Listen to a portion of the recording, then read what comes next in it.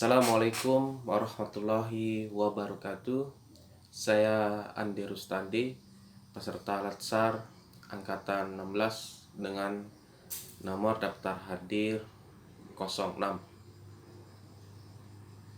Etika merupakan salah satu karakter yang diperlukan oleh seorang ASN dalam mewujudkan ASN yang unggul.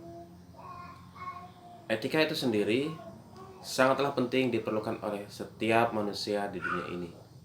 Sebab dengan menjunjung tinggi etika yang baik, kita akan menghadirkan suasana kehidupan yang harmonis, suasana kehidupan yang kondusif dan terjaga dengan baik, serta penuh kedamaian di dalamnya. Etika itu sendiri memiliki pengertian tentang refleksi nilai-nilai kebaikan ataupun keburukan dalam kehidupan. Internalisasinya etika dalam kehidupan sebagai seorang aparatur sipil negara, yaitu kita memiliki etika publik.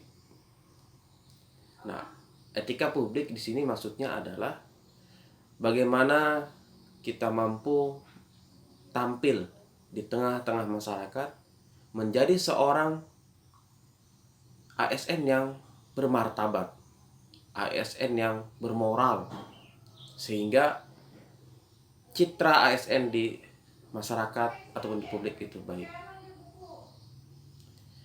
Etika publik itu sendiri terdiri dari 3 hal. Yang pertama, kompetensi leadership, kedua, kompetensi teknik, dan ketiga, kompetensi etika. Kompetensi leadership di sini maksudnya adalah bagaimana kita dalam menghadirkan performa kepemimpinan di tengah masyarakat perlu dijaga dengan etika-etika dan moral yang baik. Kemudian etika teknik, ini adalah cara hidup seorang ASN ataupun cara berorganisasi seorang ASN dalam mewujudkan layanan publik yang baik. Tentunya harus menjaga etika. Ketiga adalah kompetensi etika. Nah, ini merupakan implementasi kehidupan yang bermoral di tengah masyarakat. Lalu, sebagai seorang ASN, apa yang bisa kita lakukan di sana dengan memperhatikan etika yang baik? Yang pertama adalah tekad perbaikan. Nah, tekad perbaikan ini adalah maksudnya bagaimana kita terus berupaya menjadi pribadi yang baik. Sebab ada istilah tak ada gading yang tak retak. Nah, ini artinya kita tentu tidak terlepas dari suasana yang bagaimana kita harus melakukan hal-hal yang salah ataupun teledor melakukan yang salah. Maka kita berupaya menjadi pribadi yang baik. Dan pribadi yang baik adalah yang dimana hari ini lebih baik daripada hari yang kemarin. Lalu yang tidak kalah penting yang dapat kita lakukan sebagai seorang ASN yaitu evaluasi. Ya, evaluasi adalah renungan kita, apa yang sudah kita lakukan selama ini. Mungkin kita telah menyalahi aturan perundang-undangan, ya.